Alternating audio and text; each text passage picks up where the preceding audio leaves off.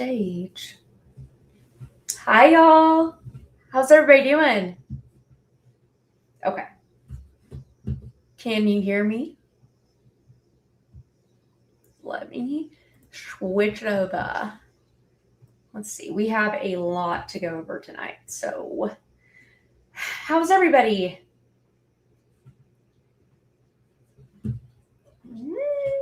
Do all the little settings. Hey, Justin. Hey, Trash. How are y'all? We're going a little bit more informal tonight.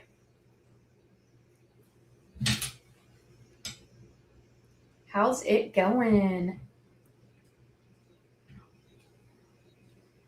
AKZ, Nash. Oh, there is too much going on. I know. To me and Jen, yeah.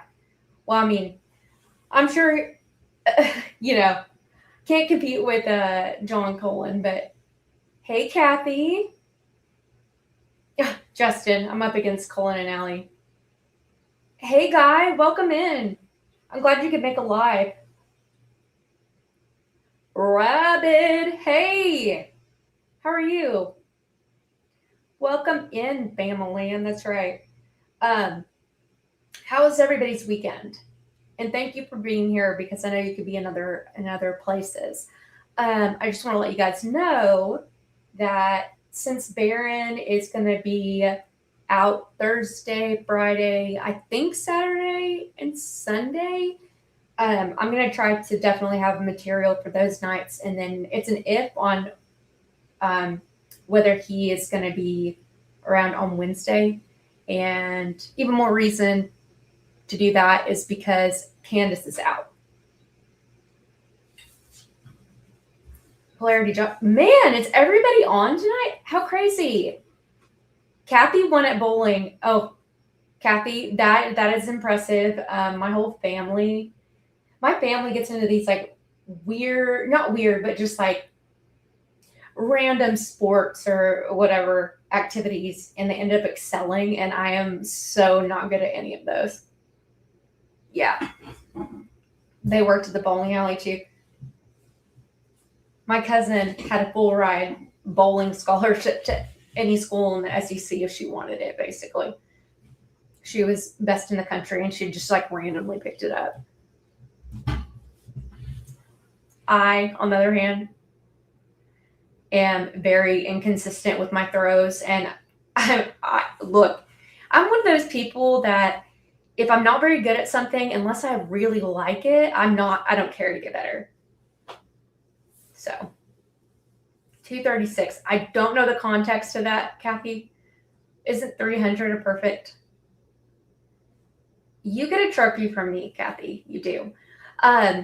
Okay, so thanks guys for being here. I know we only have a couple people in, but that's cool. Everybody can catch on the replay. Yeah, so over 200 is very good. Okay, well, Kathy, look at you, girl. Oh, Rabbit. Oh my gosh. I don't know how you did that this weekend. It was so hot. I mean, I've been indoors all weekend and it's almost like it has penetrated my core. And I actually went to bed at normal time for 3 nights in a row, which is great, but also not like me at all. I just didn't have it in me to, I just couldn't. I felt really, really weak. And I thought I had COVID the other day, but I took a test. It was fun. I think what it was is I run kind of on the anemic side, and I totally forget that. And I had a steak last night and the rest of it today, and I do feel a lot better.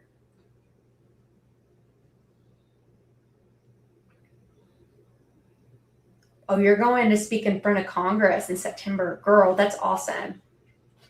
Yes, you can do it. Yes, you can do it. So was that just last night that I did the search warrants on the cars or on the car? If you haven't seen that, definitely go see it because that was some jaw-dropping analysis that at least I was running through on my own before I presented it to you guys. And so this morning I was like, well, what's a good idea for another show? And I had found a bunch of the search warrants here, and I thought, most people probably haven't seen these. And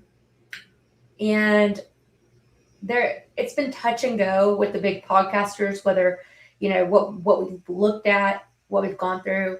So of course I always misjudge my time, and I spent all morning and afternoon like working on these, because whenever I put together a show for you guys, it's not just like the material is there to just present.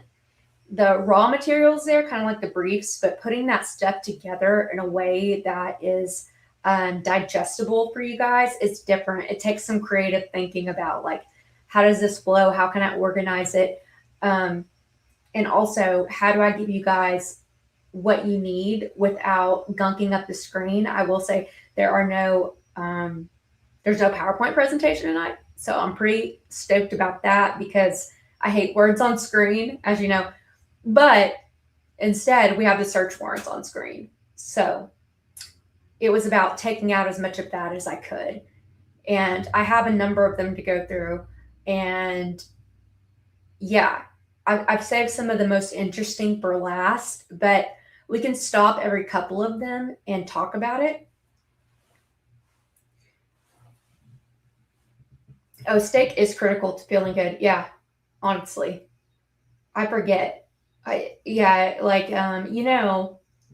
For all of my vegans, oh my gosh, vegans and vegetarians out there, you can't actually, there's a form of iron that you can't get in a supplement. So just keep that in mind.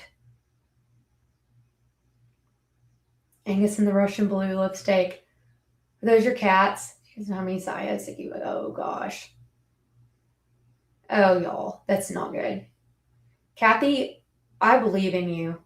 You can do it. It's mostly just nerves. Listen, and feeling nervous is something I still get. I had to go to court this week, and it was something really simple, and I still was like, oh gosh, it's the adrenaline rush. Yeah. Okay, so let's go ahead and get started. Okay, so the first one that I'm going to bring up is more of like the example of, and if y'all were here last night, hey, Mr. Feelgood, great time to come in. We're just talking about getting started. Let's see, I'm kind of reading some of your comments. Oh, so you have a Russian blue, like what Candace wants. Of course. I have to show y'all Bouvier after, whenever we have some downtime. My dog's got groomed yesterday, and she's finally starting to look like a girl again. So if you don't brush a poodle's hair, it will get knotted in the back. Like it was knotted behind her head. And it was fine for the longest time because we were just keeping that and putting it in a top knot. But then I was like, okay, we got to restart this. So then they like shaped her all the way down, and we've been trying to grow it back because I always do her hair real fancy. Regular legs. I didn't know that they came in, these cats come in 2 sizes. Here, oh my gosh, Antonius. Okay, so yeah, if you weren't here last night for the show on the search warrants for the car, go watch that, because it's more important, I think, than what we are going to cover tonight. But I pulled the rest of all the search warrants that I could find. We're going to go through them, and we have quite a number of them. I think some won't take us very long, but I wanted to show you what is out there, and every few of them we can stop and kind of chat about it. So the first one I'm going to bring up is a full search warrant, like the whole, the affidavit, the search warrant that the judge signs, and then the return search warrant. And the reason why I want to show you this is the example of what each of these is going to look like. But having said that, there's so much information in there that y'all don't need on screen, that with the subsequent ones I show you tonight, I've taken out a lot of stuff so that we don't have to, go through that. Yeah, the dodgy search. Okay. So let's go ahead and get started. I'm going to add this. There we go. All right, I'm gonna make this full screen for me so I can see it. Okay, y'all.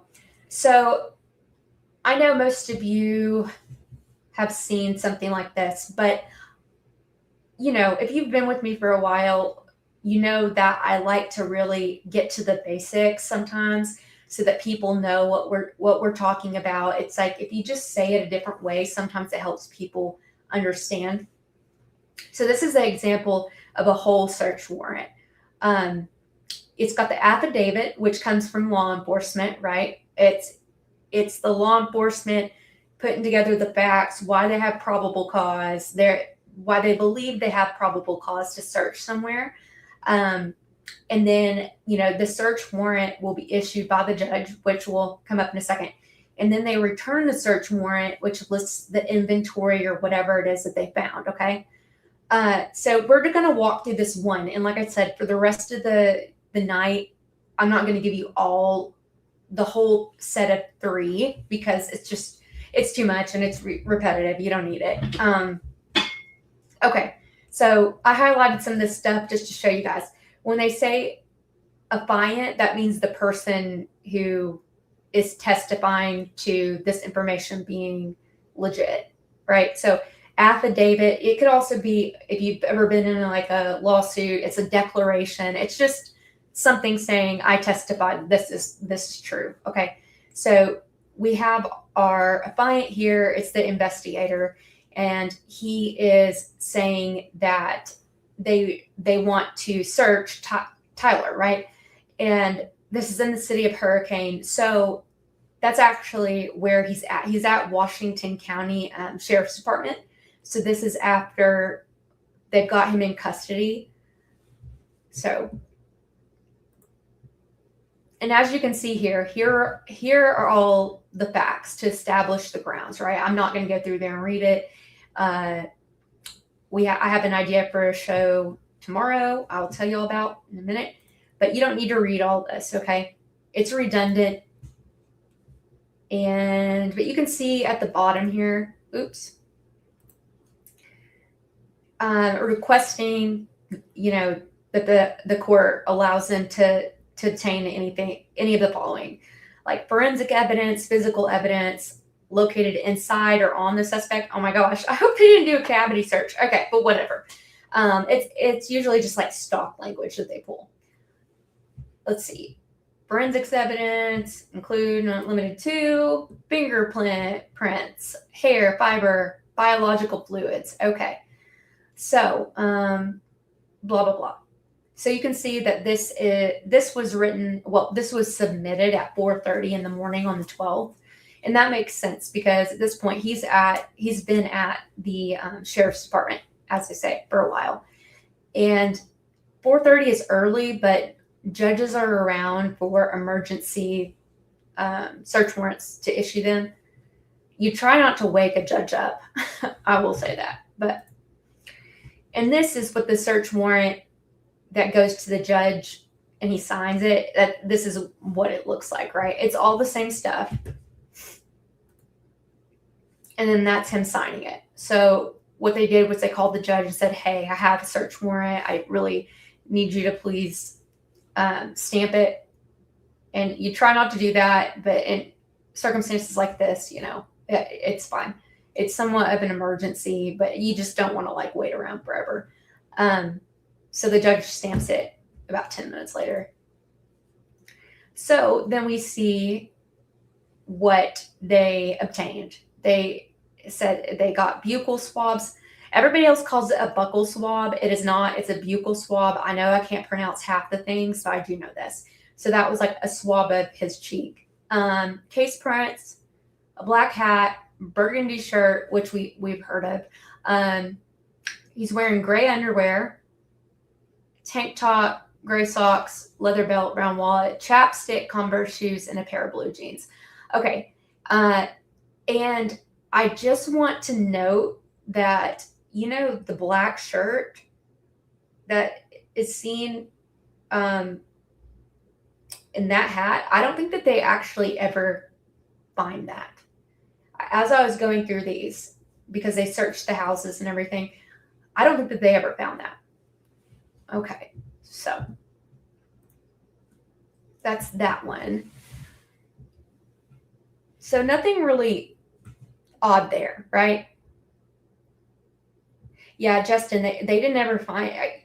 I didn't even think about that, but they didn't ever find that. I'm going to remove that from the studio. Okay, so let's go ahead and get through some of these. All right, so this is the search warrant for Charlie at the hospital. They are asking for any and all electronics belonging to Charlie or anything on his person that went with him to the hospital and photographs of him. All right. And I just put the return search warrant. This is what I'm talking about. Y'all didn't need to see all that stuff, right?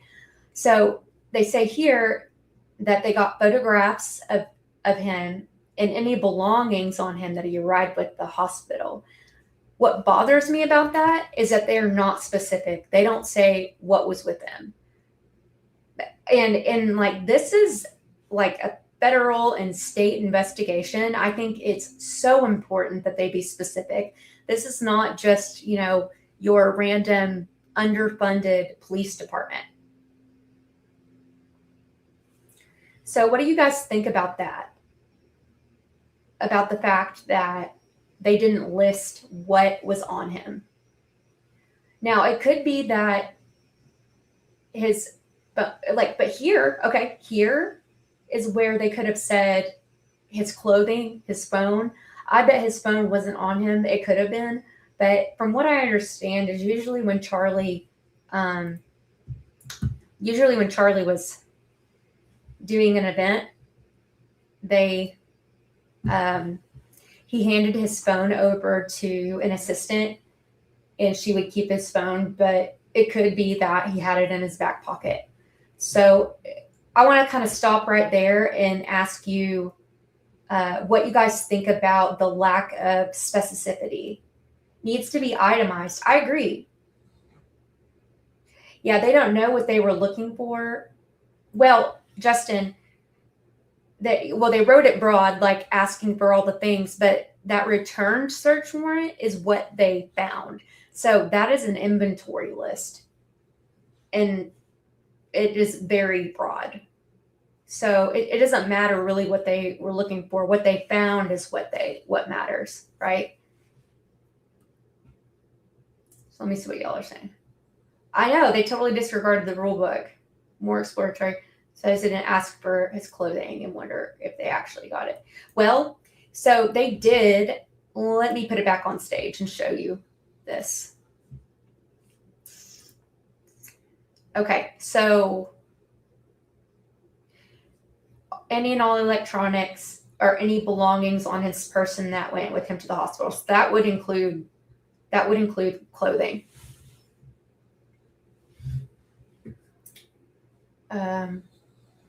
Yeah, it is very sus walking warm food. I agree. Literally everything pertaining to chain of custody and preservation of the evidence is beyond broken. I agree. Yes, honeybee, I agree with you. They are full of it. Brought it in the image of the guy in the parking lot, right? Yeah, I think at this point, if we can all just, for the sake of experimental thinking, just assume that at this point they didn't know or suspect that it was going to go like this. Nobody probably thought that anybody would be asking about where his clothes were. Well, Justin, they asked for the phone, but the fact that they didn't list it on the inventory doesn't mean they didn't get it. All they said, they were very broad, right? So look at this. This is what it returned. So they got photographs of him and any belongings. So that could include his phone.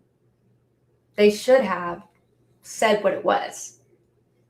But, what's interesting is we know that the phone was given, the phone in his clothes. I don't know about the clothes. I can't say for sure. But Erica has this phone.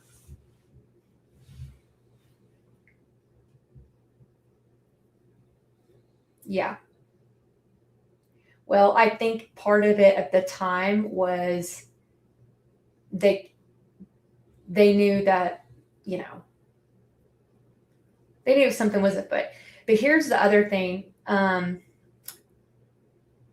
is that when you have multiple departments, and I mentioned this last night, when you have multiple departments working together, and let's say some of them are engaged in nefarious activities in the cover up, it doesn't mean that they all have to know that. They could just be other agencies can do what they need to do, but the rest of them can kind of dodge and hide this. I think this one right here, the return of the search warrant, I think that is very suspect.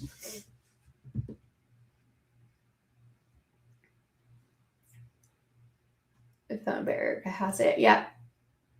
Well, I mean, the reason that Justin, that's a problem. So Justin's saying, I don't understand how they asked for the phone, but Erica has it. They could have said, this is why they have to be specific in this research to return to search warrant.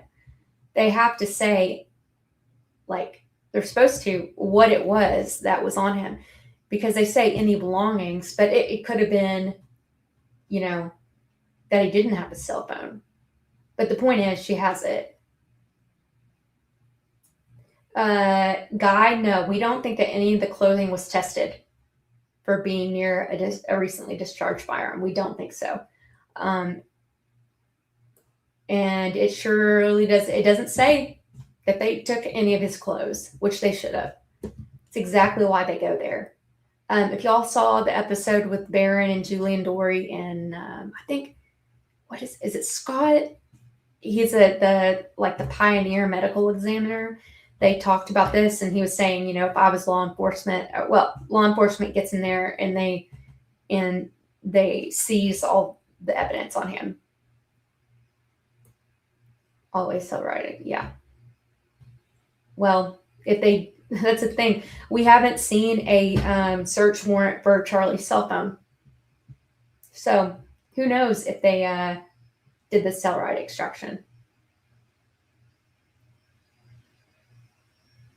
Let's see. Intentionally back to post. Okay. Nash, don't be depressed.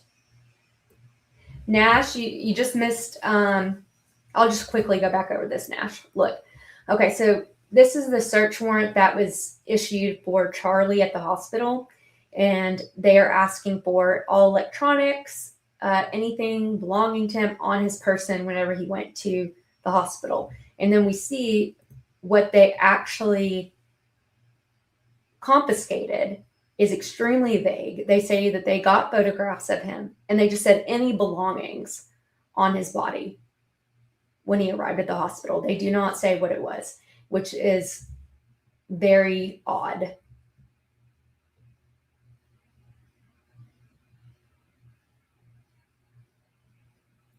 This point right here feels very intentional. Right. Of course, we'll never see the data. Yep. That's a good show. Okay, so let's, yeah, it's crazy.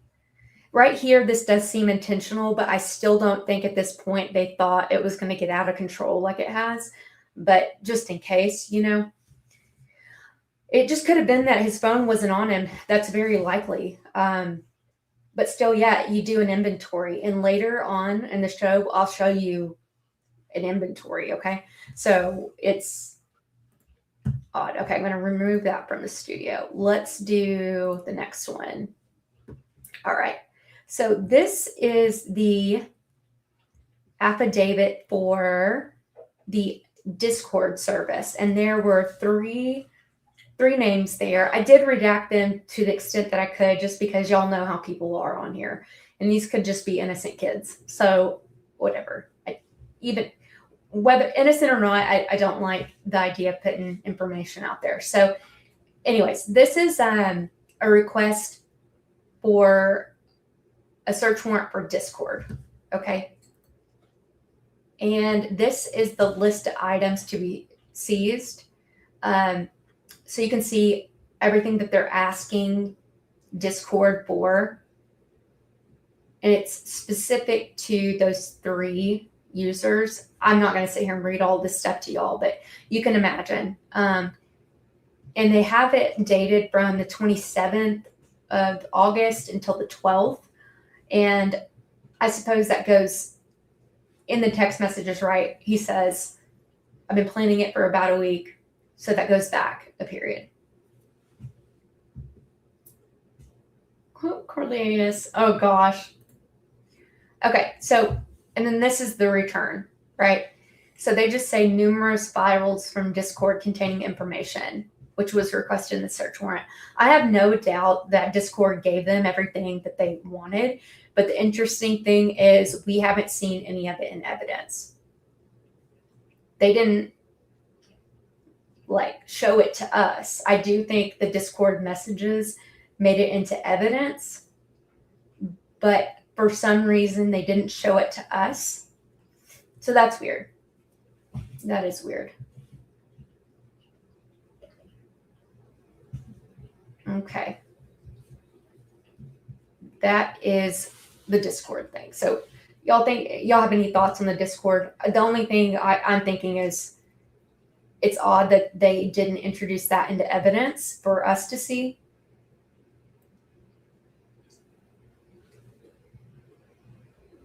Yeah, he was on his phone when he was pulling into UVU. And Honeybee, I don't know if you heard me, but I do know that sometimes, it was pretty common for him when he was on stage that he would hand his phone to his assistant.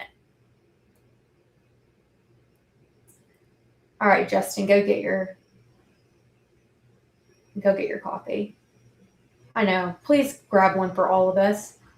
Xbox. Okay. I'm not even, oh yeah, I am on Discord. What am I thinking?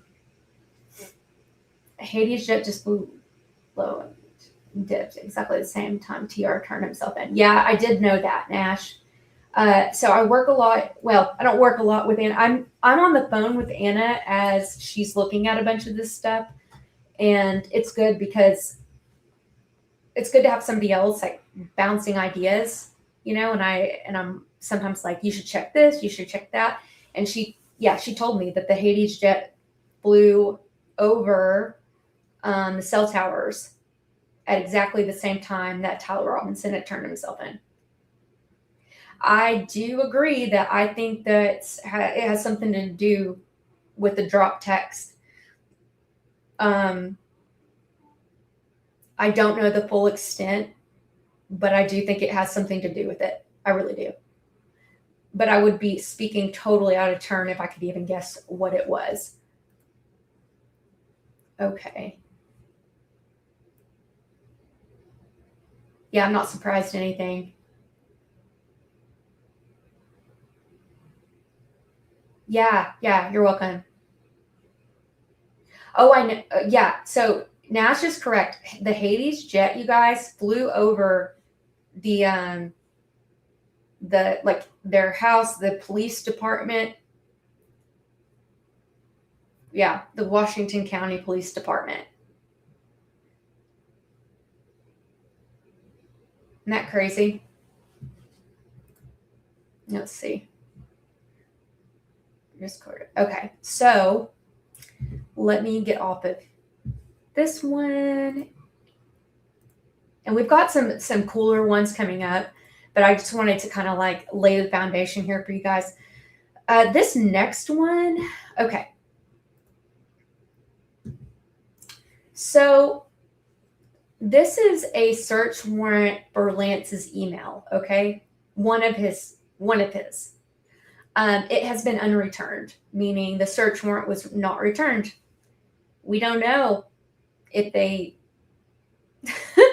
well, I mean, that's the thing. Most of the time they return the search warrant and say, this is what we got. But at this point, they have not returned anything about this email. They have one for Tyler and it was returned. Okay. And I'm going to just show you what it was. 5 folders with information from Google. So this was a Gmail. Okay. So they have 5 folders worth of Gmail messages and information from Tyler. What I think is interesting is they haven't introduced anything like that into evidence. Like, don't you think if there were something corroborating their story, they would have, used it? So that just furthers my suspicion that the kid wasn't involved. But then we have this email number 2. It's a different email address for Tyler, and it is also unreturned, as is a third email. So we have one email address for Tyler in which Gmail returned everything. Well, they told us that Gmail returned things. And let me just specify here. A returned search warrant, if there was no information that the service providers had, the return search warrant filed by the police will say they didn't have any responsive information. So what happened here?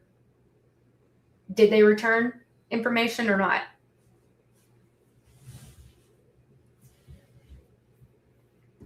Let me just see what do y'all think about that?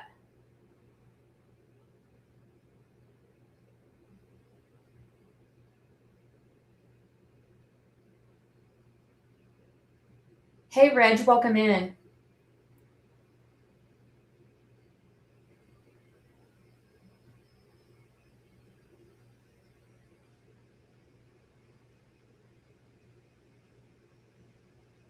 Yeah, I know. I think that the Hades jet, the more and more people talk about it, the better.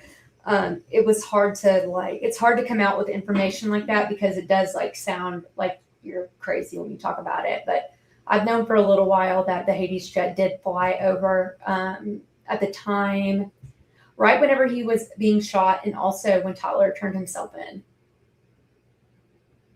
And Patricia, it was also over my house right before it went over to Nashville.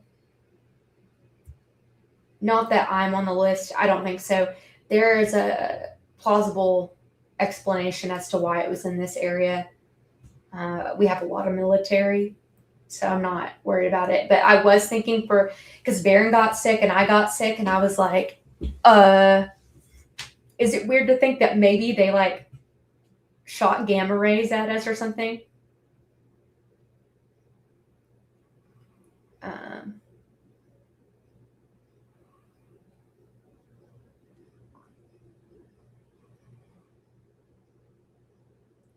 Are these docs easily accessible as an archive currently? Worm Food, are you talking about these? I found these, and I can send you the entire. I can send you the entire files if you want.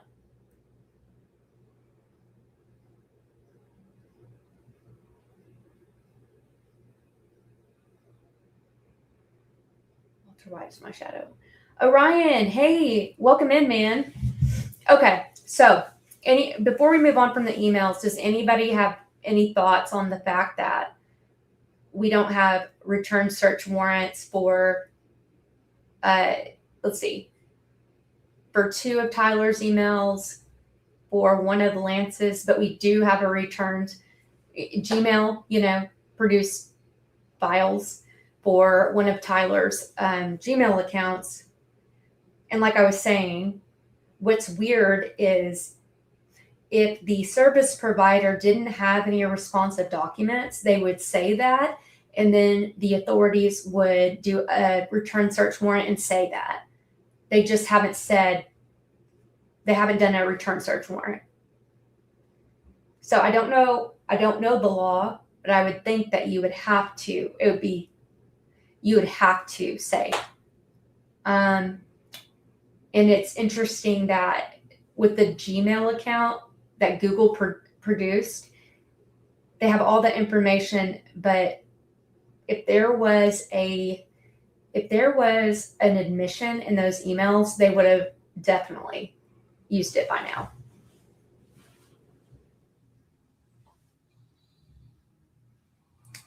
Let's see.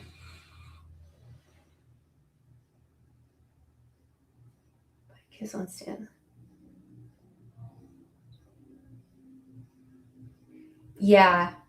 It's funny because on the stand, the DNA lady said everything from collection of DNA to testing, comparing report, written to have someone look at it. Oh, just wait. It was done on the 12th. Just wait. And we'll get to the DNA part for sure.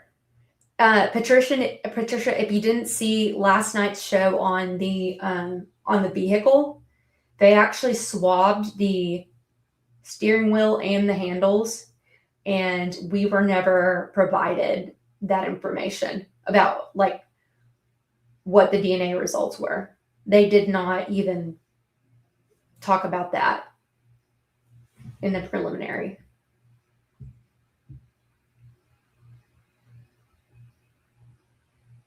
Let me see. I'm just continuing to read this.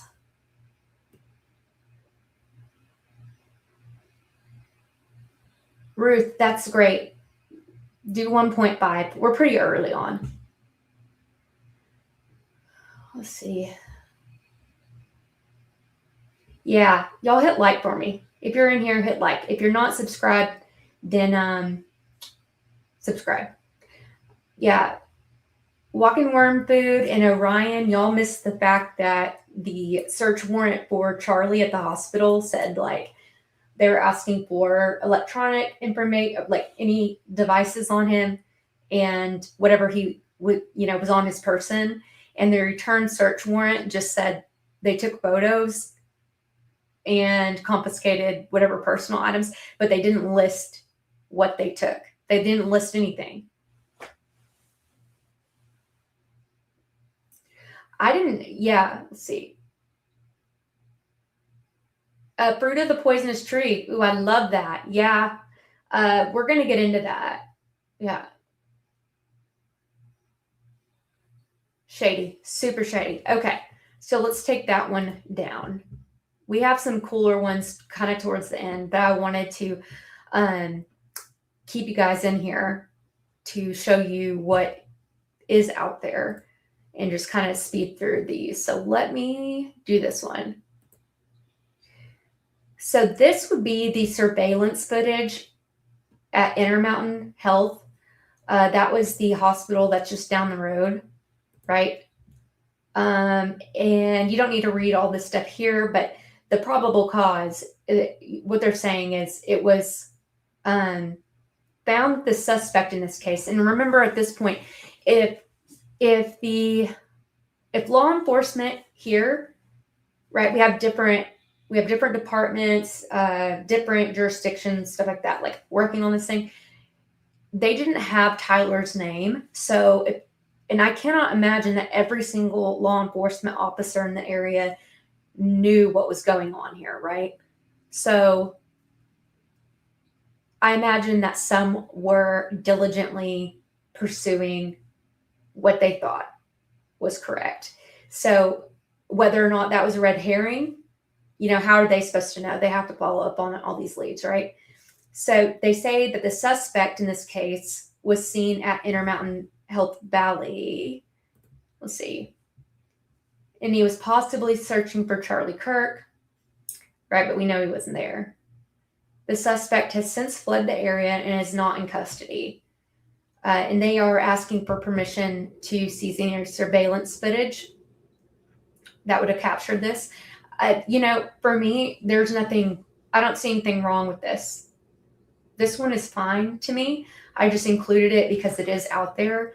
They did get the surveillance footage returned. So there's that one. Let me go through the next one too, because it's in this set. So see, here's the return to search warrant surveillance footage. Now in the last set, when we went through the emails, 3 of the emails didn't even have one of these return to search warrant.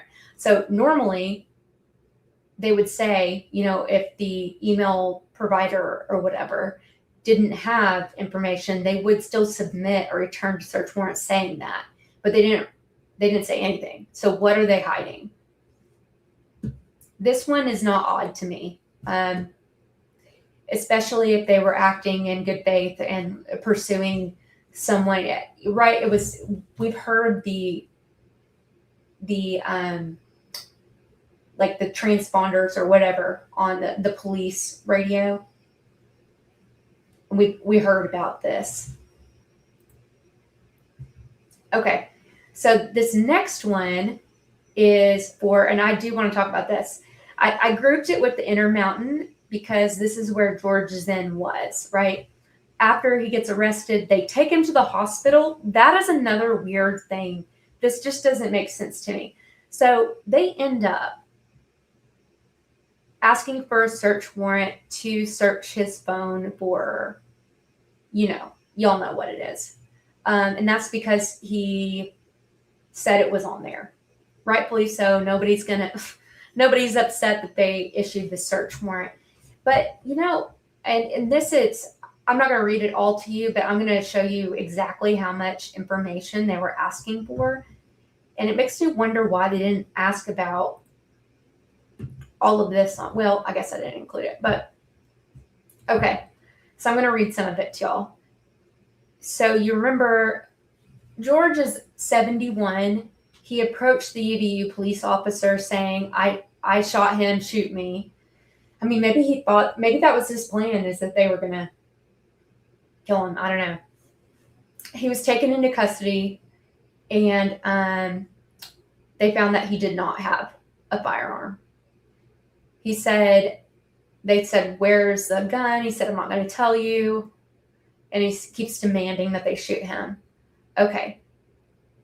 So he was taken to the police department, right? Let me see. And that's when they saw that who they thought was the suspect jumping off the roof. That's when they obviously saw it was not George Zinn.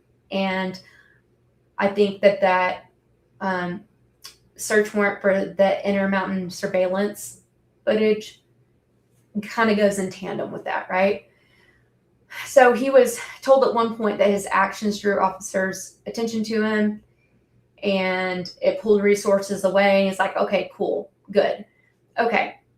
So I don't know why. And in this next section, they responded to the hospital.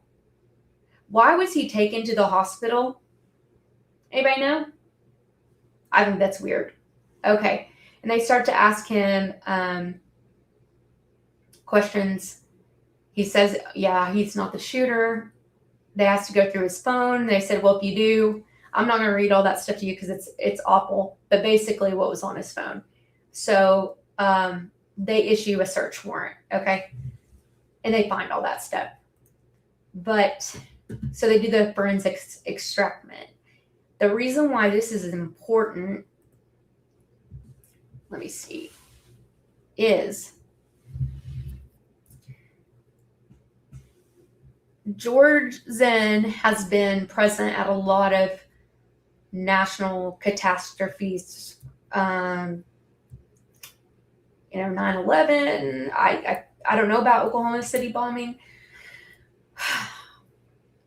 I think along the terms of, if you are,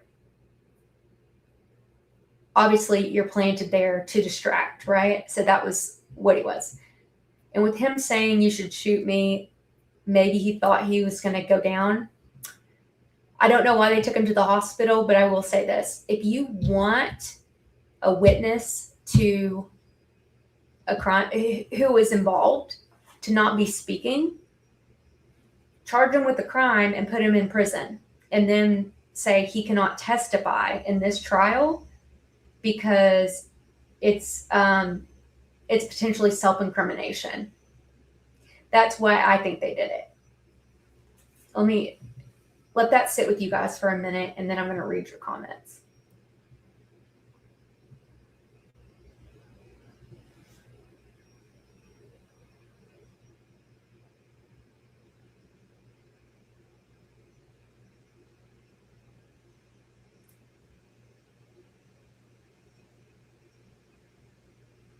there's a list of stuff that came out of his backpack, right? Well, we will get there, Orion. I was interested the way they didn't list it all exactly. It's interesting. We'll get there, though.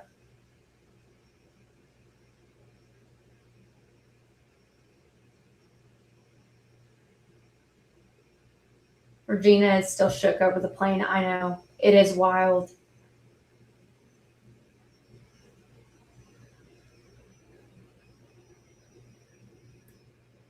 When Diligent got George on the phone, he explained that he wanted the assassin to shoot him, not. I don't know. That sounds a little weird. The assassin to shoot him, not Charlie. I think. I don't know. What George was saying was to the officers to shoot him. He would confess to a crime he's not accused of because he knew they were going to find out it wasn't him. He was just there as a distraction. Well, yeah, but part of it, so arrest me for other crimes I committed, that is to get him in, to put him in prison, possibly on trial. And if you are called to testify in another case, you can refuse to do it if it's self-incrimination for the other case. Even if the case they ask you to come testify for is civil, you can still say, sorry, I can't, potentially self-incrimination. So if you've got someone who has been engaged in and present for all of these things and played a role, like why was he there? He was playing a role. There's just no coincidence there.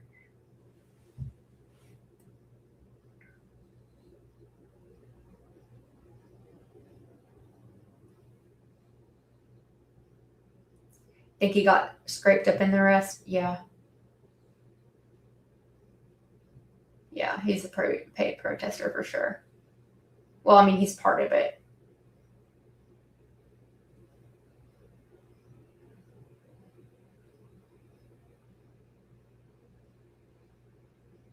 Well, I think he knew that they weren't going to shoot him. But I think at some point too, he knows either they're going to shoot him and he's dead or, he's going to prison for what's on his phone. Like that's part of the plan, right? It's part of the plan is when they question you because you know too much, you have to confess to this. Yeah, Nash, we will get to the backpack. Let's see. Yeah. Major distraction and weirdo, but you can't tell me it's coincidence. They had him there planned. There's no way he was just there. Okay. Yeah, the stuff on Zinn's phone could have been planted for sure, but he's certainly a weirdo in the way, and I didn't read it to y'all, but the way he told the officers about how much he enjoys it and all that kind of stuff. I mean, they have that dirt on him anyways, right? If he is guilty of that, and I absolutely do think that could be a possibility. They sometimes tell people. They don't ask people to participate. They tell people to participate in certain things. They don't really have a choice.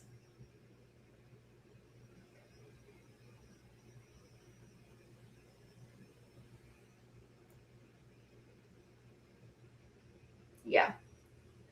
I don't think he would incriminate himself for no reason if he wasn't told to do it. But it's a really good way to, I don't want to call it immunity because it's an actual legal term, but oh yeah, Orion, I am definitely not reading it as if you're saying that you believe him.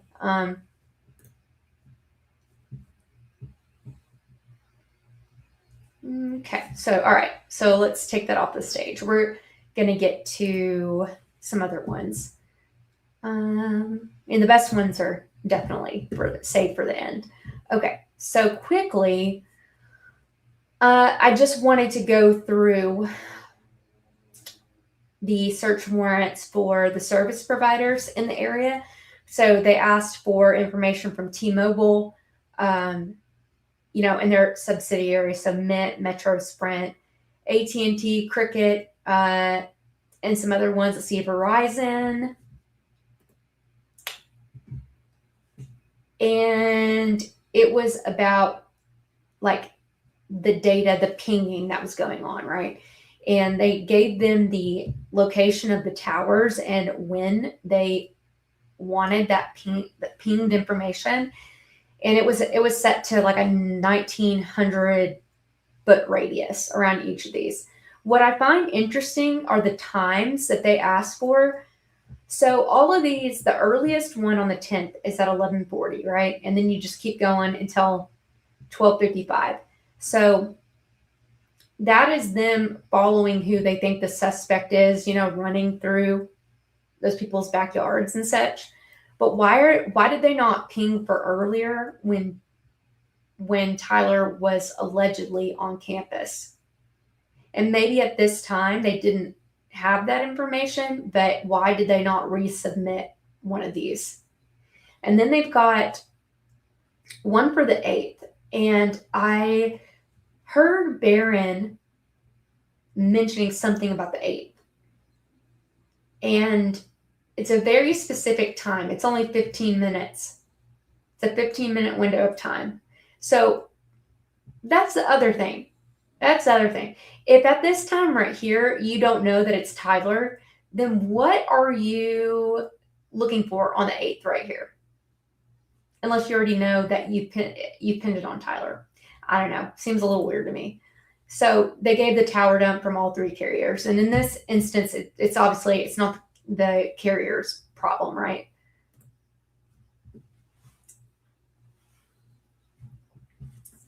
Let me see. Let me see if I got through all that. I guess I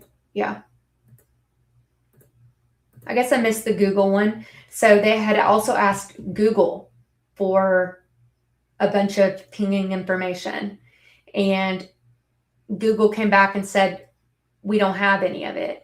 And what that tells me is that they sent the search warrant to the wrong department for Google, because there's just no way that Google didn't have any information. And that is a way to make it look like law enforcement did the right thing by getting a search warrant for Google. But if you send it to the wrong department, something like that, Google can return and say, we don't have that, right? And I guess I forgot to include it here, but that is a thing. Let me read some of what y'all are saying.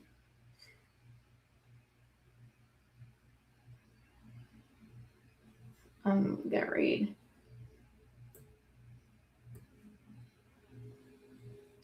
Let's see. Okay, so Ruth asked a really good question. Why is the date for Charlie's return search warrant said that it was executed on 9/23? Does it make sense to be so many days later? Okay, so it wasn't actually executed. I can see how you got confused. It was executed on the 12th, like when they went. Sorry, not the 12th. It was on the 10th. The officer didn't submit the returned warrant until the 23rd, which to me seems very odd. That does seem odd, but they definitely executed it at the hospital. I don't know why it took them, almost 2 weeks? I'm not very good at math. Yeah, almost 2 weeks to return that. Hi, Christy, welcome in. Better late than prego is my motto. Oh, girl, me too. Okay, let's see. Orion, let's see. The same top that serves a warrant also works in special victims unit. So he was incredibly familiar with George and Lance and Tyler, hypothetically. I agree with you. It is not a coincidence that I kind of think that they targeted Lance and or Tyler through what was happening on the dark web. And George, I wouldn't be surprised. So, yeah, the same cop. Mikey McCoy would have had to approve that event plan too. No. Let's see. Responses. Let's see. The cop. So Ryan says the cop that served the arrest warrant works with Special Victims Unit cyber sex crimes. Yeah. It was feasible that he was familiar. I agree with you. Absolutely.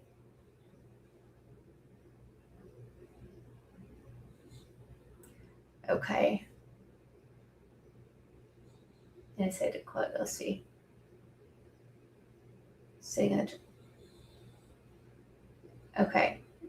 Isn't it wild? Like, I know a guy who was sitting in his truck in the hospital parking lot when TPUSA people entered in not the normal way.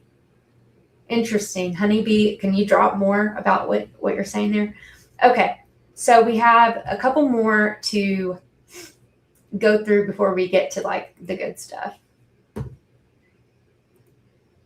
So this was a search warrant to Verizon for data about Lance's phone, like the comings and goings, right? The information that you can pull up. And here's a list of everything that they wanted, which is a lot. Call records, all that stuff. And apparently Verizon sent that in response to, let's see, I guess this one was not in response to another one. It was in response to this one. But we don't even have, what's weird is the thing with Lance's phone, you guys, is that whenever Agent Brian Davis was on the stand, he said, remember, they took pictures. They took pictures of what was on Lance's phone. They did not do a cell brite extraction until April. Maybe I heard it wrong. I've heard it 10 times, though. They did not confiscate his phone whenever he came and talked. And what's even more interesting is that he offered up, he said, Lance did it voluntarily. Like, Lance showed us these text messages. But in what world do you not do a cell brite extraction at that point? And I guess here they did go ahead and issue a search warrant from Verizon to see, the back and forth, which should tell you, but we haven't been privy to any of that information. They certainly didn't confirm in the preliminary hearing that what we were seeing on Lance's phone had been backed up by what Verizon said. I think that would have been a really good opportunity for them to say, hey, yeah, it's basically subpoenaed. It's a search warrant, but I think about subpoena. But it would have been a really great opportunity to be like, hey, I know these are pictures, dumbasses, but we have the data from Verizon that shows that this is authentic. But they didn't say that. And that would have been their best evidence.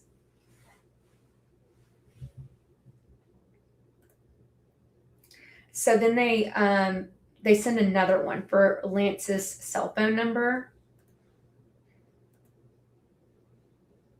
And this one, I can't really remember what the difference was between these. Let's see. But it did have specific information. Like it was more narrow. I will say that. Yeah, and it's in tandem with another search warrant they have. Let's see. And then once again, Verizon, returned the information. And this was sent out on the 14th. So they didn't actually have to have his phone. They didn't have to have his physical phone to see, his digital footprint from Verizon. But they surely didn't say that they even did this. And then we have another one. Right. And this is what is interesting to me is that, let's see, I think this is the Cellbrite extraction. But what is weird here, okay, so this is weird, right? They didn't do the Cellbrite extraction until April, but here we have one that says that they did it on the 12th. They say this, an electronic download of the information stored on the device. Do you guys, am I misremembering it? They did not say that they downloaded the information that day. They just took pictures of the screenshots on the phone. And you know what's interesting is there was not a Cellbrite extraction search warrant for April 20th. So did they actually download this information then? I just think that that's crazy. What do you guys think about that?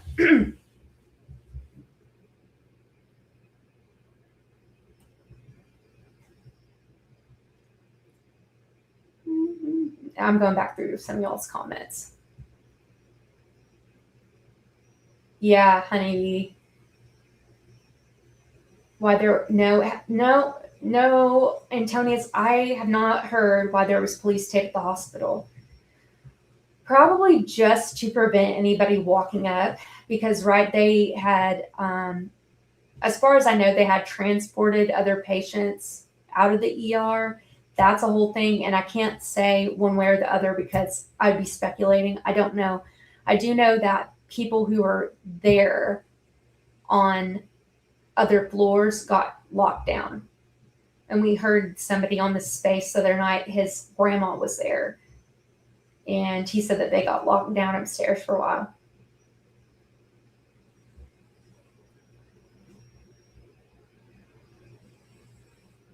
Yeah, Regina, why aren't there documents from the carriers? Why didn't they say at the preliminary hearing when, the defense attorney was like, this can't come in because we don't even know that this is legitimate, or like when it was taken, or that this was actually on his phone. We don't have the metadata. That would have been a good opportunity for them to be like, we did execute a search warrant though, and Verizon confirmed that these were messages, but they didn't.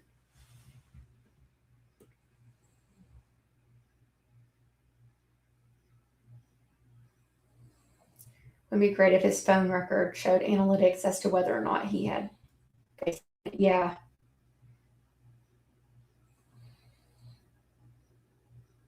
Yeah. The Heritage Foundation was able to do geofencing. Yeah. Why aren't they helping out? I agree.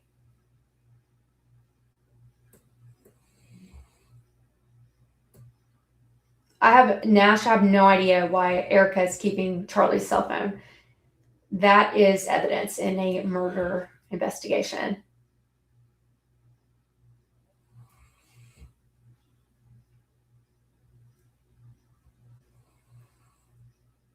Yeah, right. Walking worm food. Remember, I was dumbstruck too. This is why I know I'm not misremembering it, because they said they didn't do the Cellbrite extraction until April of this year. It was 4/20. I remember that specifically. But it looks like, according to this the search warrant, that they did the Cellbrite extraction on Lance's phone that day. So what did they find that they don't want in evidence?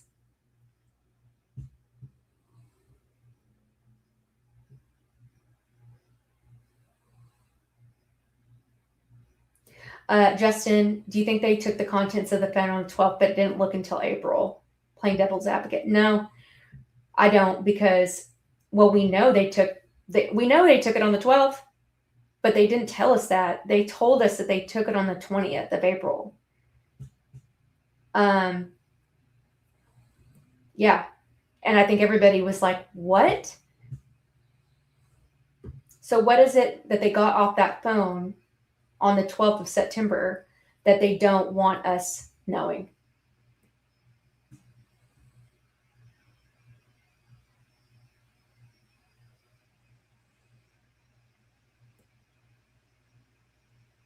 Yes. I believe that I agree with Orion. I bet they did it on the 12th. It didn't fit the narrative. So when they ended up getting a separate warrant, praying that we wouldn't pay attention. You know what the funny thing is? I haven't even seen a warrant for the 20th of April. Haven't seen it.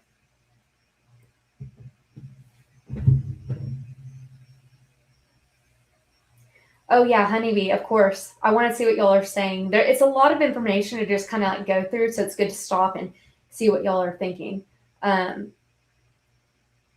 it's weird that they extracted Lance's cell phone immediately. Well, if this were a real investigation, it wouldn't be weird. What's weird is that they said that they didn't.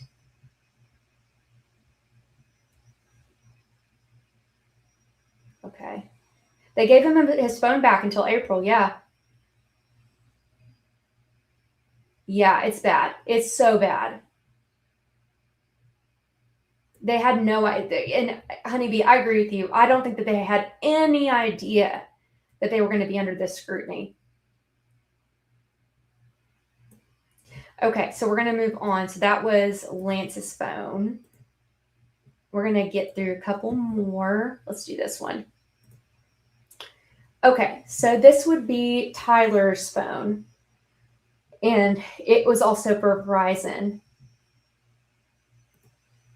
And then these are just the items to be seized, right? It's the same stuff. It's just call detail records and all that kind of stuff. Text messages. And then they have like the same time frames there that they had for Lance.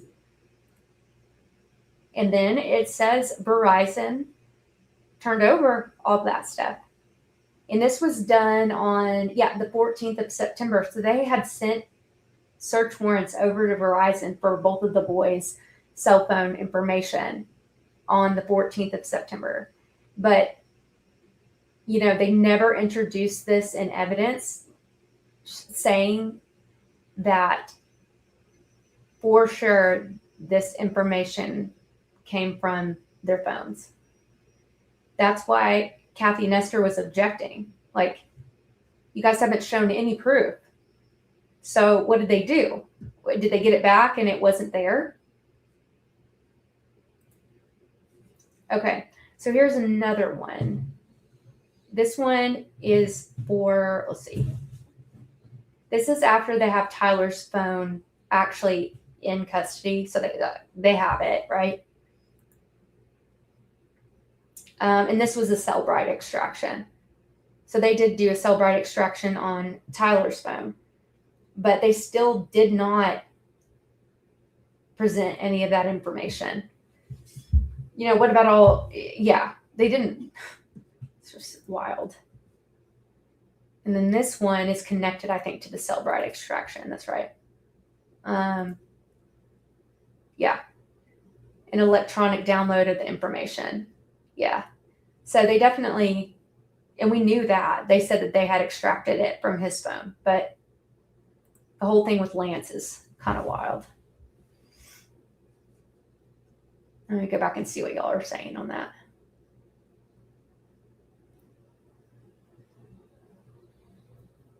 Oh, no, walk-in warm food, they extracted both of the guys, but they said that they did not extract Lance's until April. And they did say that they did Cellbrite extraction on Tyler's, but they didn't present any of that data at the preliminary hearing. They definitely thought nobody would look into it. Karen Reed case in Massachusetts, but yeah. Oh gosh, hers was so terrifying. Pre-planning and they forgot to post. Yeah. It does look like it was stabbed by a screwdriver. Hey, Prunella, welcome in. I haven't seen you in here until now. Let's see. Hypothetically, this location placed him anywhere, but sleeping all day, and they knew it. Could the state get in trouble for not bringing that up? The state could get in trouble for lying. Well, it would actually be him. The thing is, they're supposed to produce all the evidence, especially exculpatory evidence, even if it's not in their favor. It's just rife with awful. How can they do any of this with everyone knowing it wasn't Tyler? How do they do mistrial? Well, a mistrial will have to wait until it actually goes to trial, and then certain things have to happen there. Yeah. If the Verizon subpoenas do not end up in the hearing, we'll know why. Yeah. Well, they weren't in the preliminary.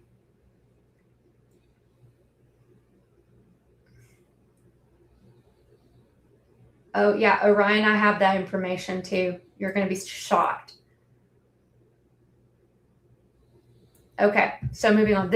I'm glad y'all are engaged with this because I know it can be a little dry, but this is why I wanted to bring up all of these because I knew most people hadn't seen it. Okay, so I am now going to show you one random, and I don't know if you guys knew about this. I had heard it in passing, but yeah, it's crazy. So there was a guy. We'll call him O.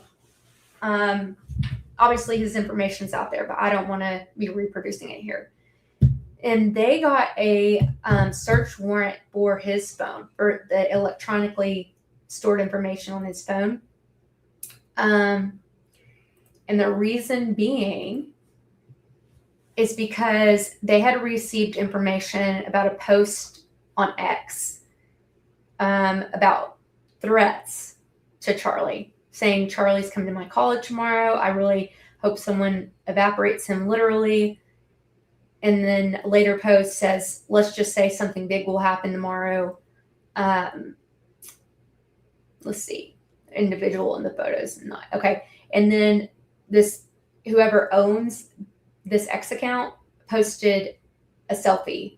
And what they say is, we know that the person in the selfie is not the same person associated with the account. Let's see. So FBI, does an emergency request to social media, find out who the X account is associated with, the phone number, and then they figure out who it is, right? And then they go to the kid's house and they ask him about all this stuff. And he says that, he was on campus from 9 until about 11 o'clock. But this was way before the shooting. And at the time of the shooting, they saw that the device was being pinged at the house.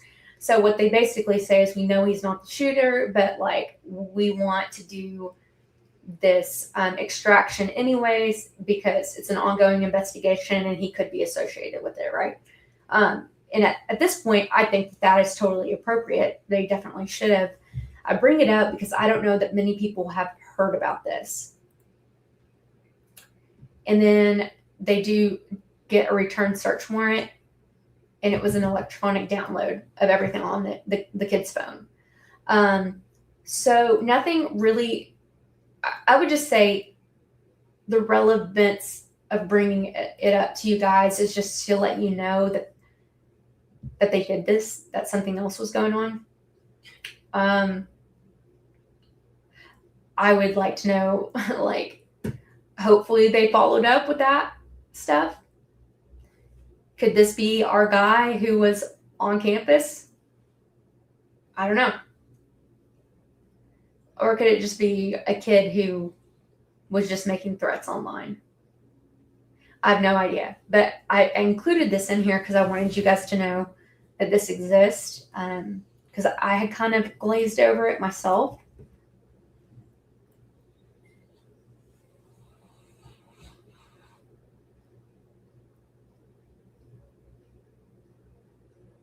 All right, I'm going back up to kind of catch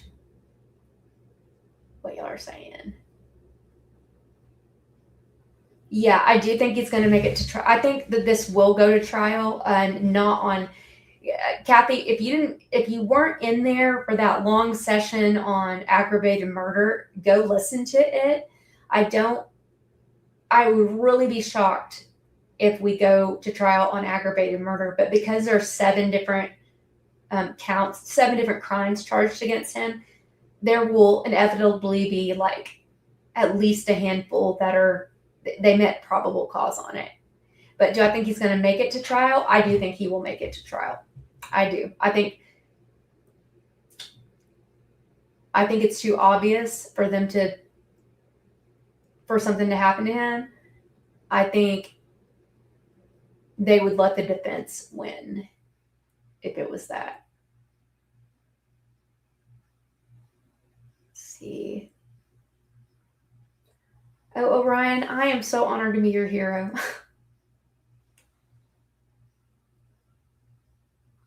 Let's see. Oh, it's Regina, is your birthday? Happy birthday. Now she saw this on X way back then. I didn't know they got his phone records. Yeah, they did. Thank you for spending your birthday with us. Oh, I hope Kathy Nestor does too. It really stinks because like a lot of people don't understand the limitations of what the defense could do. And so, everybody was like, even I was like, did you guys, I had my doubts, but after, going through it all, I think the defense is doing just fine. I hope she walks in like principal from Matilda wearing the Janet Jackson outfit. Yeah. Oh, your dog got a spa evening. Mine just got groomed yesterday. Yeah, happiest birthday wishes. I'm so glad. Okay, so Walking Worm Food says that I Don't Give a Dom has deep dives on this guy. That is very interesting. I haven't seen it. I Don't Give a Dom, I believe, is on YouTube as well. So y'all go check that out. Hey, Crump, what's up? Yeah. The kid was around for the shooting. Now, what it says is he wasn't there at the time, but I mean, could he have been the kid that was walking around on campus? I don't know. We'll see.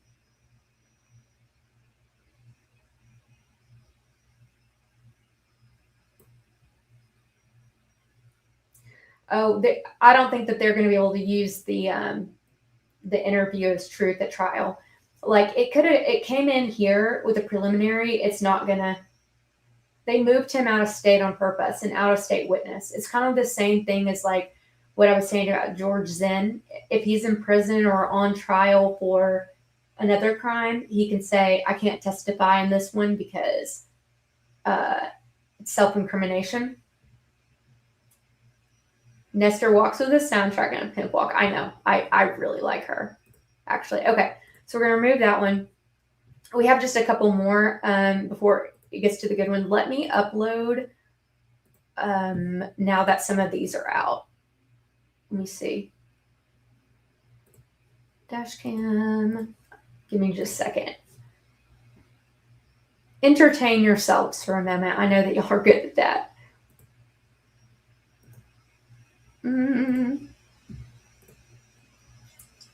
12, 13.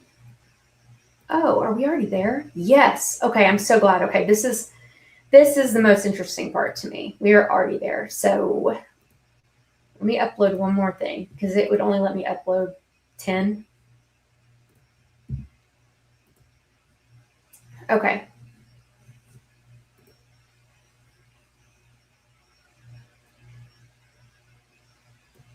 Let's see.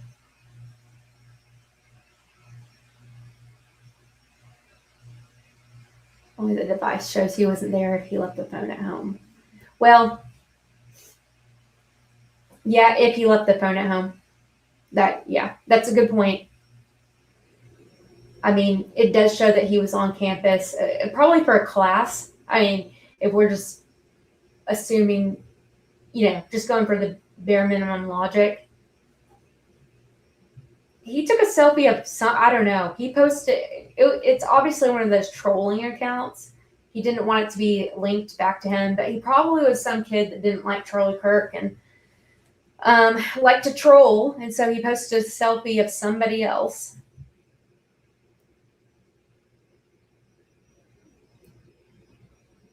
Okay. So let's go through this.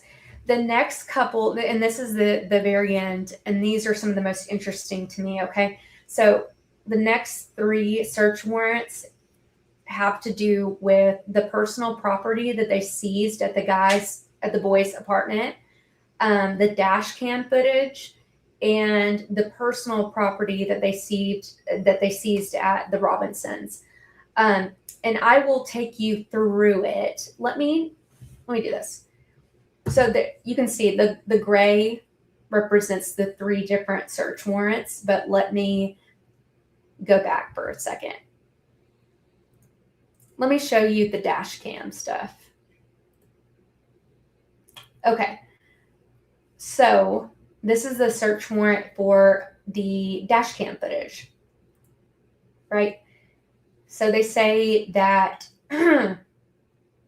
they seized the dash cam, and they essentially want to be able to download the audio and video because it could have movements, conversation, driving route information, all that stuff, micro SD card. And so what is the status of that? I mean, the court granted the search warrant. Last I checked, so that was like what, sent off on the 16th. So it was sent to the Regional Computer Forensic Lab. As of this date, the item is still being analyzed and downloaded. Investigators anticipate receiving electronic downloaded information. As far as I know, I haven't seen any update on this. Now, it could be that there's an update, but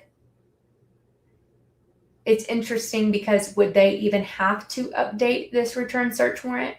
Because what they say is that they sent it off, right?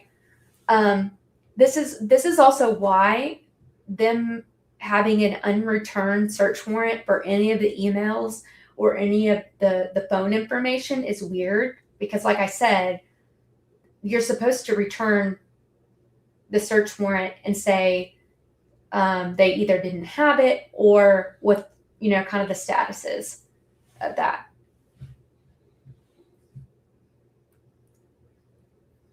Let's see.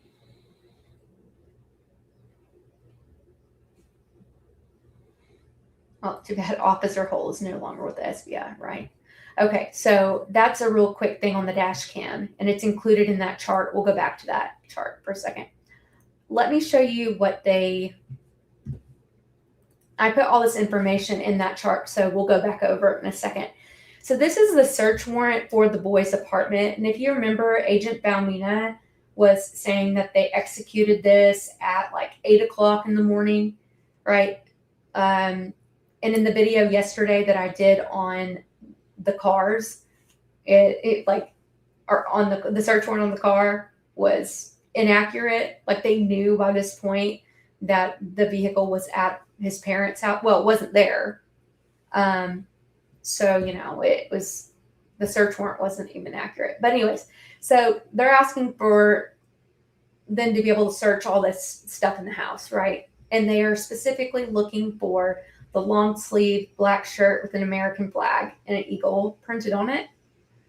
And yeah, like Justin was saying earlier, I don't think that they've ever found it. I don't think they ever found that shirt. Not that I have found, and not a blue colored hat.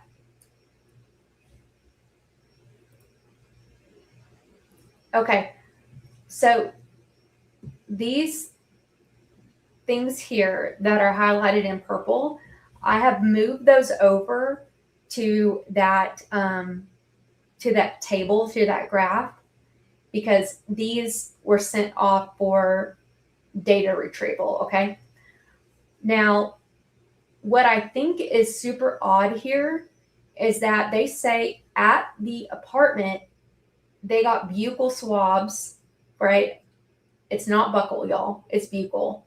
I know I can't pronounce concatenating or whatever, but whatever. But the buccal swabs of Lance, okay, if Lance is there, right? Like, why is Lance there? And they also got buccal swabs of Tyler's parents at the boys' apartment. I didn't even know. Was anybody aware that they were even there? I don't think they were. I don't think they were. Also, that is not within the search warrant. The buccal swabs. At least not the way I read it. So I thought that this was very odd here. It was an odd place to put it. With us not knowing, it was never told to us that these people were present that morning at the apartment, right? Okay, so those things in purple, I told you about these things right here. So this is the next search warrant, and they're listed right here, okay?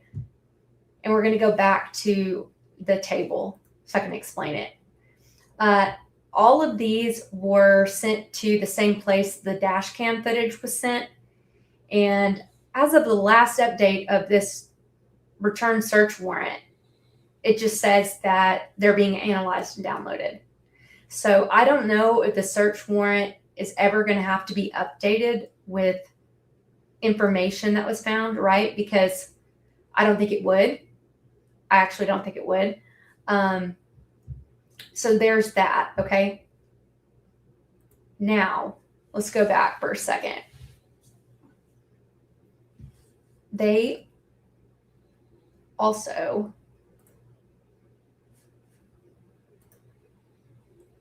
okay. Now the bottom chart, we haven't gone over that yet. That's personal property seized at the Robinsons. But you can see right above that, I have the dash cam footage, and that was sent off to the RCFL, right? And then if you go to the top, this is where the first probably 8 items I have listed. Those were the ones in purple that they sent off. They had the tablet. It was found in a spare bedroom, so that wasn't even found in Tyler's room. The iPad, the MacBook Air laptop, let's see, cell phone with Raspberry Pi device, the USB on a backpack, an SD card, and a hard drive. Those were all sent off too, and they were all found in the living room or in the dining room area. They don't even say who they belong to. They don't say any of that. Also, what? Do they just like leave all this crap laying around? It's like, okay, clean your house, boys. And then they take one computer tower that's in the southeast bedroom, and I think that would be Tyler's bedroom. And then, so those are all the things that they've been running analytics on, and we don't know what is on them. But I imagine if there was anything good to prove their case, they would have presented that at the preliminary hearing. Okay, so let's run through the rest of this because I have some things to say about it. So there's another computer tower. I don't know why they didn't take that. They say a stick with electronics.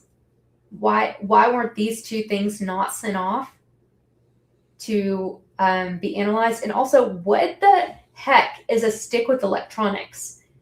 These people, whoever wrote this report, they were specific on some things and not so specific with others. Like, this is a murder investigation. Can you please provide a little bit more information? Okay, and then as far as clothing, I had to kind of group some of this stuff. Okay, they seized a Hurley hat, 6 pair of blue jeans, then a pair of Old Navy and Levi jeans, sunglasses, the gray Converse shoes with white laces, and then the Converse shoes with gray laces.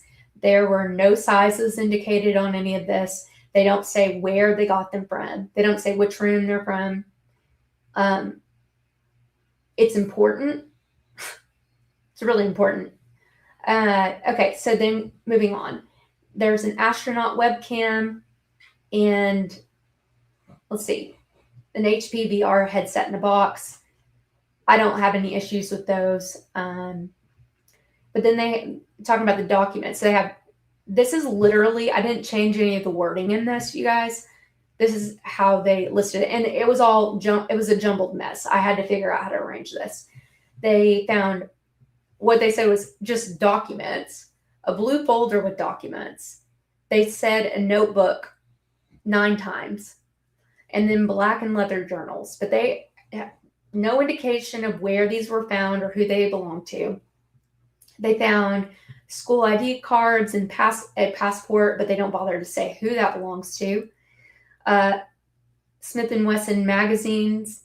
Okay, and I did ask a couple people tonight, look, like I know we're talking about firearms, but the way they listed this, it was like, are you talking about a firearm magazine? Or are you talking about like a catalog?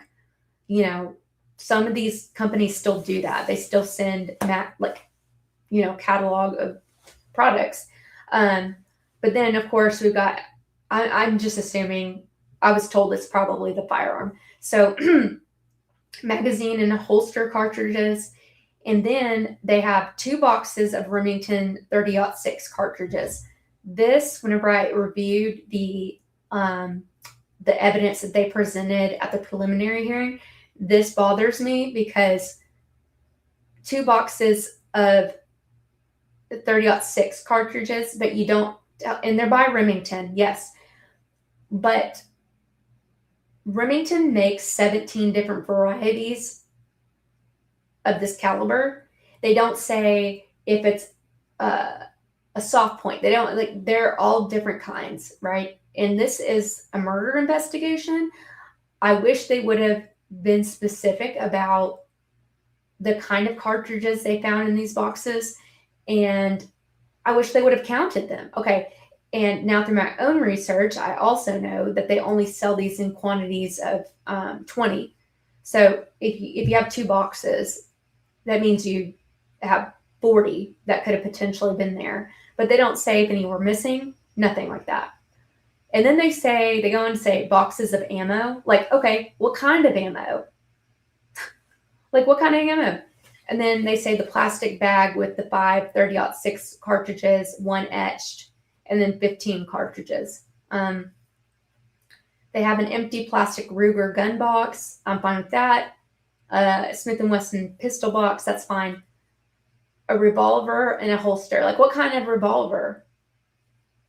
You guys just don't think that's important? And then a 22. They found 3 of them: Henry, Winchester, and Rossi, a Rossi long rifle. Okay, thank you for the details on that. They found the Dremel tool, which we know they sent the swabs off to the lab. Here's the backpack. A backpack is there, which we're going to get to. Targets. These are the 3 paper targets, right? Oh gosh, don't even get me started on that, because they're trying to use those paper targets as evidence that he knew he was going to miss, like high probability that he was going to miss. A burnt note found in the trash, and then, yeah, buccal swabs of Lance and Tyler's parents, which I thought was really odd there. So let me exit out of that, because the last one we have to do is the parents' house. But let me go through here and see what y'all have been saying.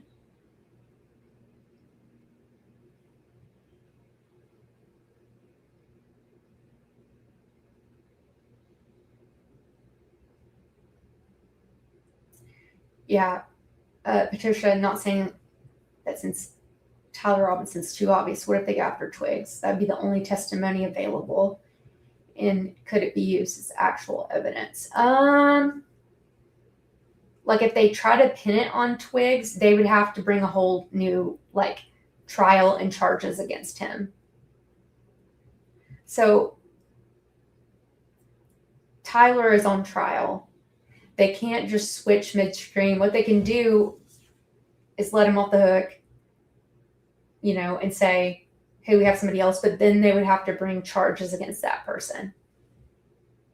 And Twiggs is very much in on it. That's why his parents took him to Houston. And I was researching their whereabouts. It looks to me like they bought 2 houses, one last year or the year before, but then one in December after this happened. And it appears to me they bought it with cash, which is quite a bunch of cash to put up. I didn't see any mortgage attached to it, but I could be wrong.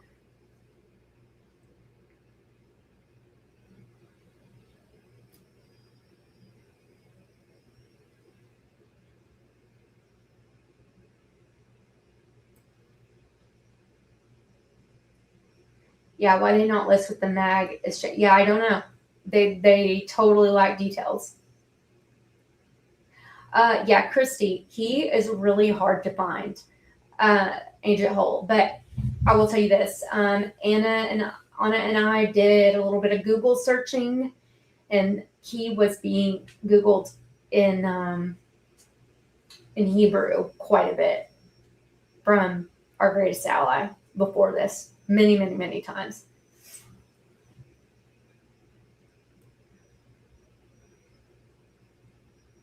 Yeah, this is a dash cam on Tyler's car.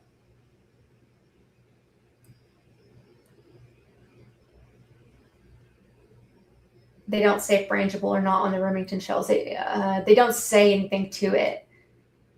Literally, what I wrote here is exactly what they put in the inventory list. Justin, they did not say that they took photos of the apartment. They would have listed it here.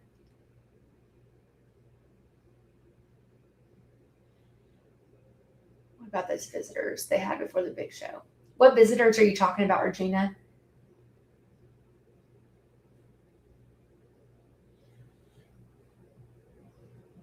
Oh, Patricia. I mean, they could, but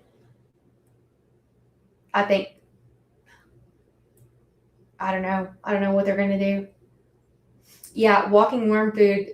You'd think any photos they took would be inventoried. Yeah, they would have had to have said that they took photos, but they didn't say that.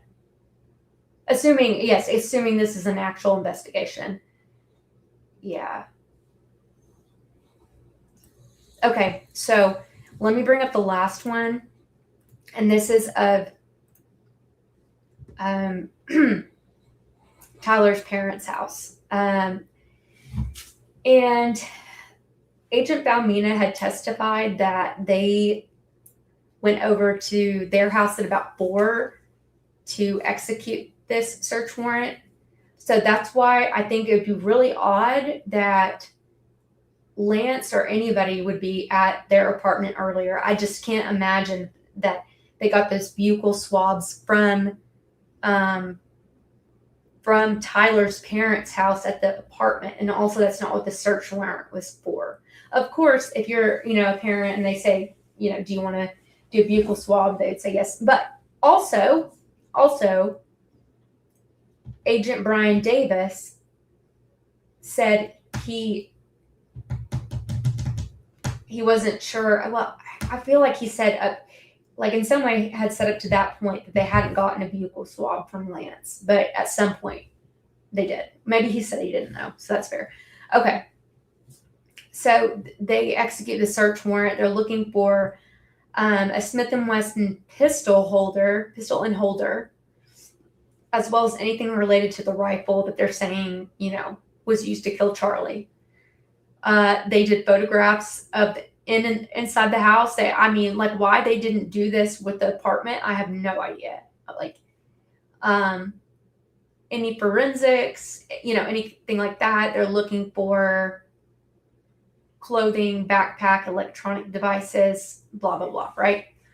And this is the first time we hear about the Smith & Wesson pistol, really. So I highlighted all of this stuff, and I'll just kind of summarize it for you. So Matt is Tyler's dad. And he said that Tyler had come over to their house, and he's saying that Tyler told him, hey, I have a pistol, and then Matt's like, give it to me, and he said no. And that when Tyler was hugging his mom, Matt, grabbed the pistol from him and put it away. And that was the Smith & Wesson 45 cal handgun, right? So they're looking for that. That's in the search warrant. So I guess that's after they had conducted this, obviously. And he put it in the gun room, right? So he's also saying that Tyler was moving throughout the house. He was just making sure he didn't go to the gun room because he was suicidal. Just really freaking sad. Who knows what was going on in this house, right? Let's see. So the his bedroom at the house had been converted to an exercise room, but he still had stuff in there, and basically he's just saying, I gave the grandpa's gun to him in January and some ammo. Let's see. What was other stuff in here? They talk about Mike Mitchell saying that he had disposed of clothing at various places. I'm not even going to get to Mike Mitchell right now because I have opinions. Okay, so this is what y'all were asking about. I think Orion was asking about the backpack with the bomb stuff in it. Okay, remember there was a backpack at the house, at the apartment. Now there's a backpack here. This is going to blow your mind. Okay, no pun intended. But going through here, I'm going to tell you before we talk about this stuff, they didn't include it on the inventory list. So I don't think that they even took that evidence in. Okay, so they're saying while they were searching the kitchen, a backpack was located, and in there they found PVC pipe, end caps, black tape, the Raspberry Pi thing, wire cutters, hammers, and other tools. Let's see. They observed shell casing. So basically this is, one of those making materials. Let me see here. So they're just saying there's probable cause, right? So this is like the whole narrative of, hey, judge, this is what happened when we talked to them, when we went over there. So yeah, can we please search the place? Okay, so here's your inventory list. They have a Smith & Wesson. They have a mag with 10 rounds when ejected. Let's see, 30-06 brass, 2 30-06 rounds, some sunglasses, a laptop in a blue case with power cord, an iPhone SE and an iPhone S. But does anybody notice that a backpack with that material is not on the list of what they took? Also, why didn't they have a forensics extraction on the laptop in both of these phones? Yeah, and that's it. I think it's really weird that they didn't even take that backpack in.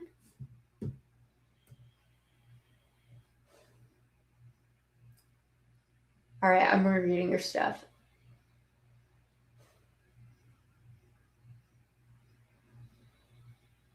It should be possible to search for info for him where he lives. Yeah, I know where he lives. I have the address. I do have the address. It's cheesy.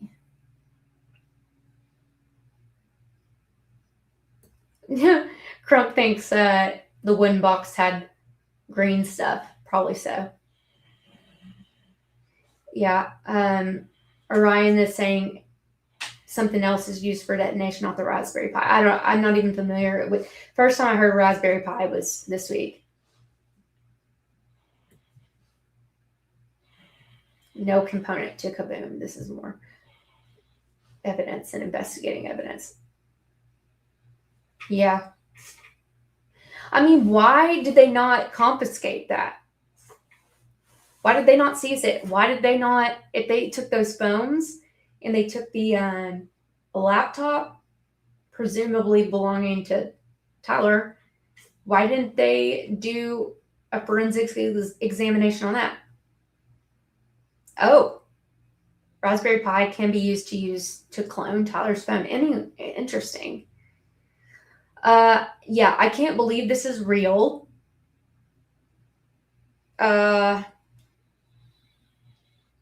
Because they messed up so much. They were incredibly vague on things. They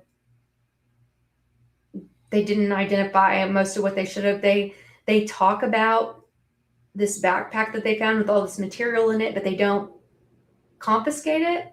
They don't seize it. Oh, crypto mining. Okay. To me, when I find out that they have found this, it's almost like they didn't know which narrative they were going to run with. Is it possible that they were going to say it was an explosion plan? I don't really understand. I also don't know why they were going after the Smith and Wesson when obviously, unless it's just the fact that it belonged to Tyler, but that doesn't make any sense especially after they had found the rifle, and we know that he couldn't have used that. They just didn't. Yeah, Green and 9. They did not think we'd be looking into it. Yeah, they were just confiscating, not collecting. Yeah. Oh yeah, Mindy. They definitely. I feel like they hid or destroyed whatever, because for them to lie and say like, oh, we didn't do a Cellbrite extraction on Lance's phone until April, but we know that they did, and then for them to not return search warrant results for a couple of the cell phone data, pieces of cell phone data, and for some emails. Like, what? This is the most incomplete thing. And some part of me wonders, especially after doing the presentation last night on the vehicle, if the reason why they did a terrible job on this was so that the defense would say that's incomplete, that's not constitutional, it's going to get thrown out. Because if someone else had a hand in it, then they want that covered up. And how do they do that? They do an incomplete or an illegal search and seizure. Yeah, it's not incompetence. It's way too much. I agree with you.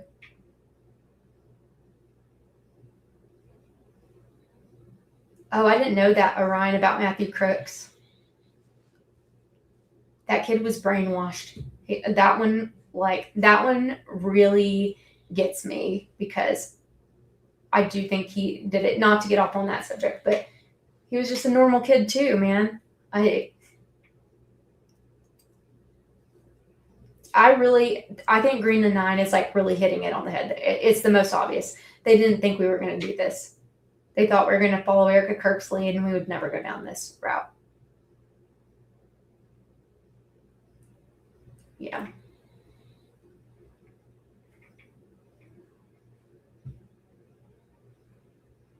Interesting about the Raspberry Pi.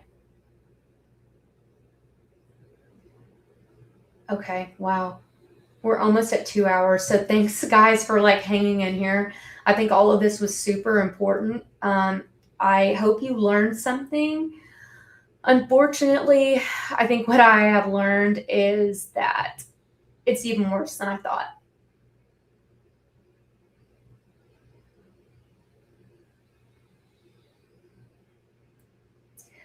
Will the dash cam footage have to be shared with the defense? Yeah, if it comes back. Everything is supposed to be shared with the defense. But the thing is, if it doesn't help them, they're not supposed to destroy evidence. But if it doesn't help them, think they're going to turn it over? Just like these emails that they got subpoenas for. I want to call it a subpoena, okay? I just call it a subpoena. And they did get one returned up like 5 folders full from Google of Tyler's stuff, and they never brought that up. So if it was damning information, they would have said so. So knowing all of this, and they still at the preliminary hearing did not give us evidence of even a confession. Like, what is going on? There's not a confession. I really now believe there's no way he said he did this. There's just no way. They would have introduced it. The best they have are the Discord messages and the text messages.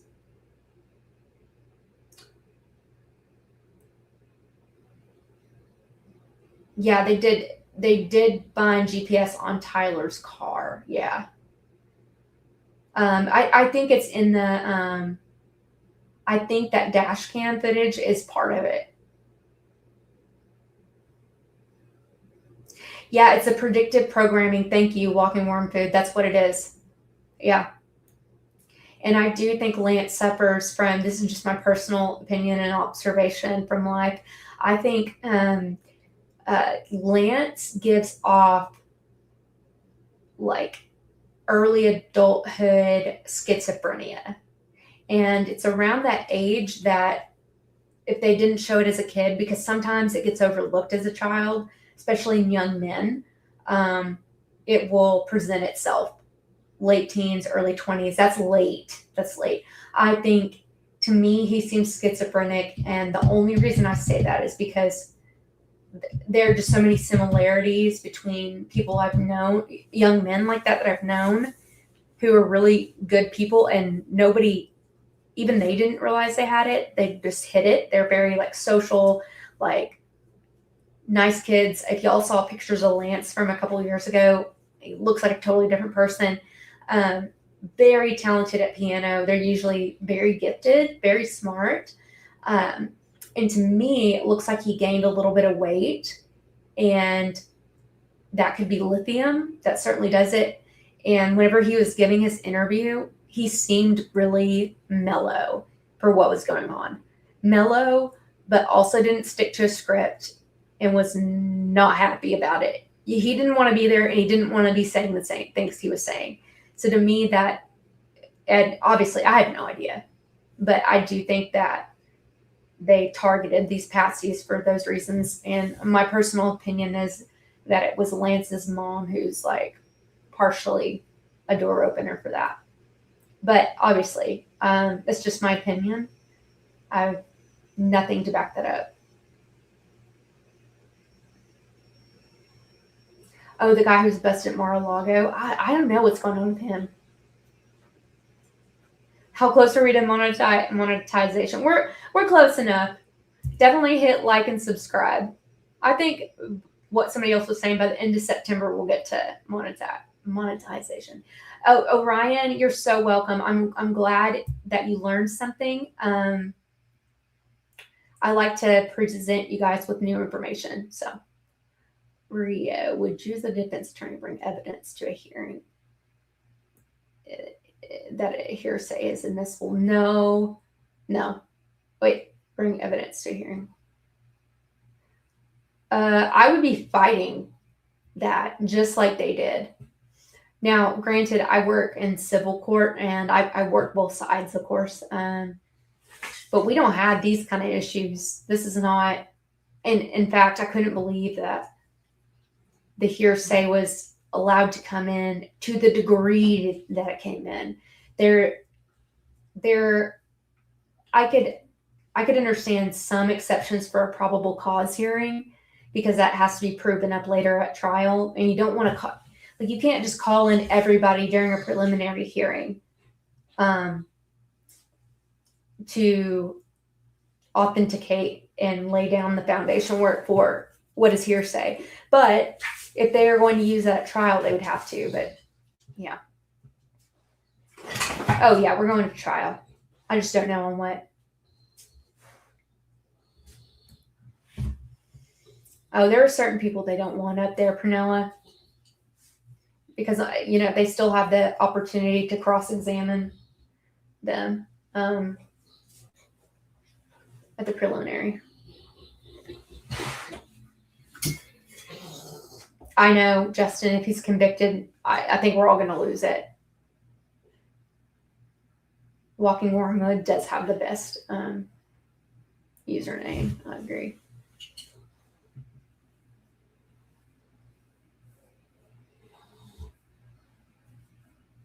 Yeah. Prunella, yeah, his choices working with Bed's not just in disorder. I think his mom, I don't know, my gut feeling is his mom has something to do with it.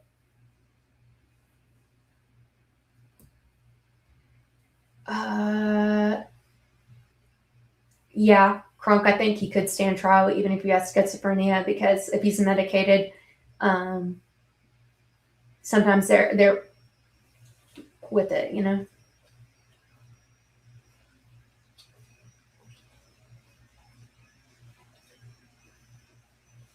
Yeah.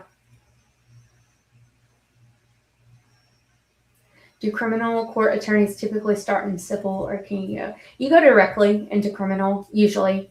I mean, sometimes they have a little switch up, but usually you end up in criminal and you're doing good. There's a lot of money to be made in like DWIs and stuff. And in burn, no, I know. The confessions is over the top. It's totally an insult. Okay, honeybee, I gotta hit the hay too. Y'all, thanks for being here. Definitely like and subscribe if you haven't. We are close, as Justin was asking, to monetization through YouTube. But in the meantime, if you would like to support me and the show, it is growing.